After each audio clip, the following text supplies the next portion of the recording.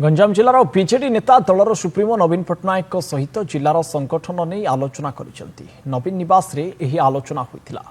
गंजामर नेता माने दलर सांगठनिक स्थिति, चाषी समस्या और आगामी पंचायत तथा पौर निर्वाचन पई प्रस्तुति संपर्क में आलोचना करथिले। सांगठनिक कार्य को आहुरी व्यापक करने को परामर्श देइचंती नवीन पट्टनायक। नवघोषित पौर परिषद मध्यरु गंजाम जिले में 7टी यूएलपी रे प्रथम करी निर्वाचन हेबो। ता सहित पंचायत निर्वाचन पाखई आसिलानी। तेणु एबेठु जिला स्तर में प्रस्तुति आरंभ करने उपरे सभापति गुरुत्वारोप करथिले।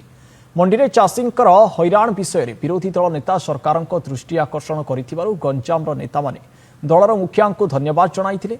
ए बैठक में नवनियुक्त कार्यकारी सभापति पूर्णचंद्र स्वाई और श्री भगवान प्रतिहारी, चंद्रशेखर साहू, ब्रह्मपुर मेयर संघमित्रा दलई, भृगु बक्सीपात्र, रमेश चंद्र च्याऊ पट्टनायक, श्रीकांत साहू और रंजिता साहू समेत गंजाम जिलार 13टी विधानसभा निर्वाचन मंडलीर नेता उपस्थित थिले।